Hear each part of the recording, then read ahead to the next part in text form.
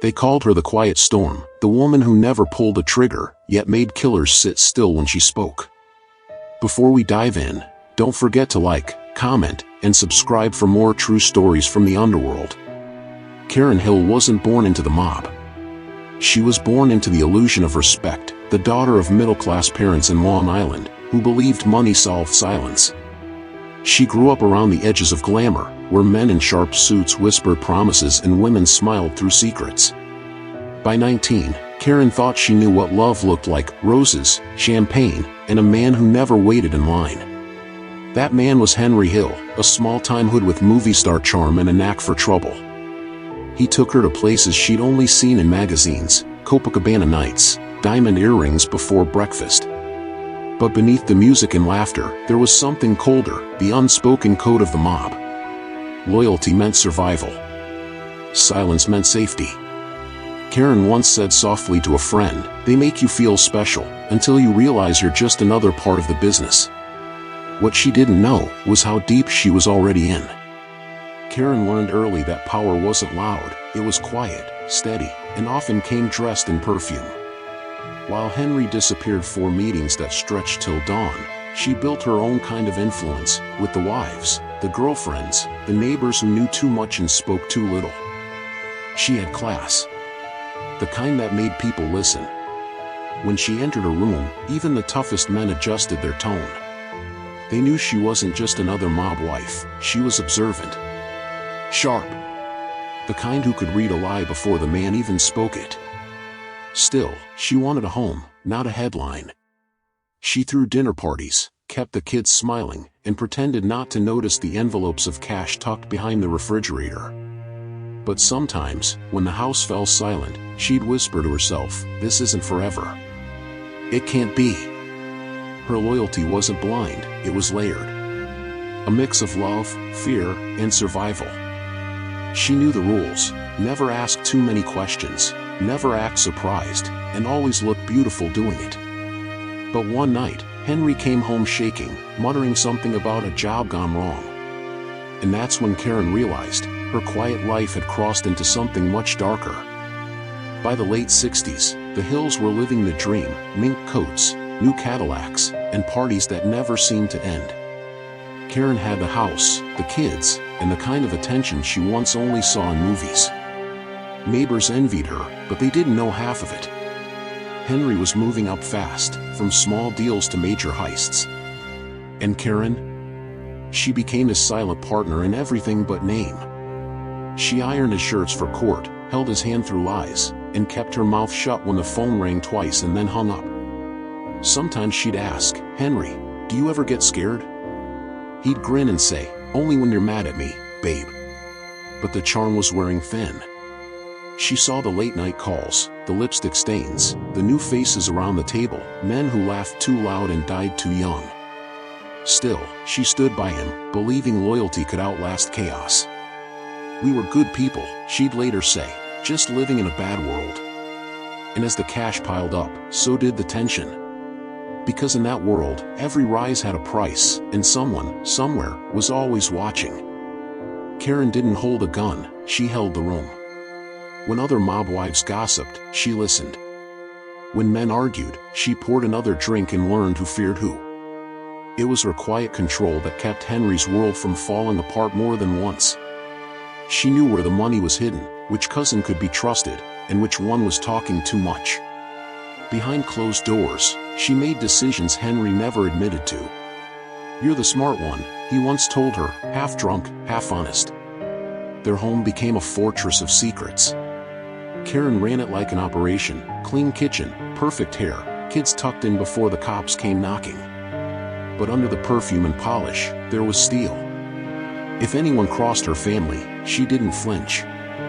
One night, after finding another woman's number in Henry's pocket, she held a gun to his face, shaking but deadly serious. "I could kill you," she whispered, "and they'd call it justice." He laughed nervously.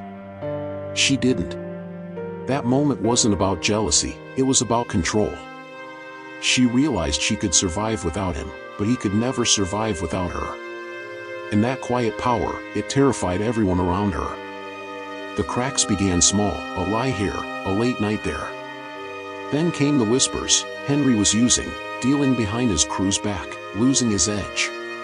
Karen noticed before anyone else.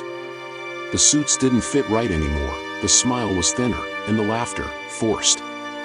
At first, she tried to fix things, begged him to stop, to walk away while they still could. But the mob didn't believe in walking away. Once you were in, you were owned. She started to see the fear behind the charm. Phone calls became arguments. Money disappeared faster than it came.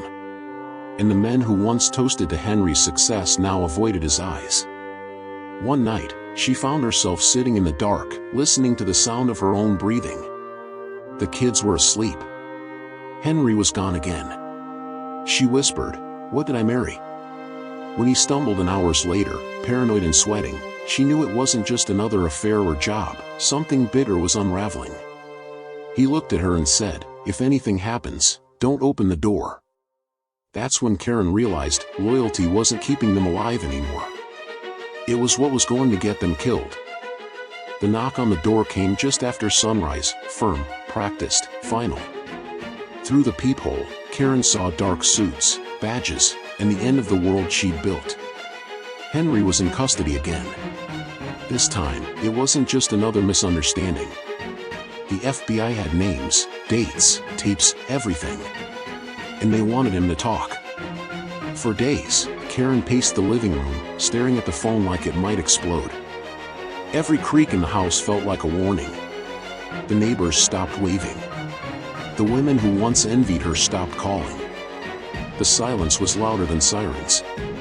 When Henry was released on bail, he wasn't the same. He jumped at shadows, checked under cars, unplugged phones before speaking. "They're everywhere, Karen," he whispered. "The feds, the guys, nobody trusts nobody." She tried to keep the family together, school lunches by day, whispered panic by night. But she knew it was over. The life, the power, the illusion of control, all slipping through her fingers like cigarette smoke. One night, as she tucked the kids into bed, she heard footsteps outside and froze. "Henry," she said softly, "someone's watching us." She was right. And they weren't going away. It happened fast, faster than Karen ever imagined. One morning, Henry was gone. The next, federal agents were pulling boxes from the house, snapping photos, marking evidence. The empire that once felt untouchable vanished in a single afternoon. Karen stood there barefoot in her robe, watching men carry out her jewelry, her memories, her life. "Ma'am, please step aside," one agent said. But she didn't move. For years, she'd played by the unspoken rules: loyalty, silence, grace. None of it mattered now. Henry called from a motel later that night. His voice was trembling. "They gave me a choice, Karen. Testify, or die." She didn't scream. She just listened. Somewhere deep down, she knew this was the only way it could end. The mob didn't forgive betrayal, but neither did the government. There were no clean exits, only safer ones. When he said, "They're putting us in witness protection," she looked around the dim kitchen, the chipped counters, the smell of burnt coffee, and whispered, "So this is what survival looks like." Outside, the sirens faded. But inside, something broke, not from fear, but from finally knowing the truth. Their story had always been borrowed time. For a while, it felt like freedom, new names, new house, new start. But it wasn't. It was exile dressed in cheap wallpaper. The government gave them safety, but not peace. Every day felt like waiting for someone who might never come, or might already be outside. Henry couldn't handle it. He missed the noise, the chaos, the respect. He started dealing again, breaking the very deal that had kept him alive. Karen watched him spiral, each lie smaller and sadder than the one before. "Do you ever stop?" she asked one night, her voice flat. He shrugged. "It's all I know." That's when she realized prison wasn't always made of bars. Sometimes it was made of habits, of memories you couldn't wash off. When Henry was finally arrested again, Karen didn't cry. She visited once, sat across the glass, and said quietly, "You lost everything because you couldn't live without the noise." He looked down, unable to meet her eyes. Karen walked out into the sunlight alone. The air was cold, but clean. For the first time in years, she didn't look over her shoulder. Freedom, she thought, doesn't come from leaving people, it comes from leaving who you used to be. Years passed. The headlines faded, the names changed, and the once feared Hill family became a ghost story whispered in true crime circles. Karen lived quietly, small towns, smaller dreams. No bodyguards, no diamonds, no noise. Just her and the silence she once feared. She took up gardening, of all things. Said it helped her control what grows and what dies. Neighbors knew her as Mrs. Harris, polite, private, always keeping to herself. They had no idea who she really was. Sometimes, late at night, she'd watch old gangster movies on TV, stories of men who thought they were untouchable. She'd smile faintly and mutter, "They always forget the women who cleaned up after them." Her kids grew up, moved on, tried to build lives untouched by their parents' past. And Karen? She made peace with hers, not proud, not regretful, just accepting. Once, during an interview years later, a reporter asked, "Do you miss that life?" She paused, looked down at her hands, and said softly, "You don't miss the life. You miss the feeling that nothing could touch you."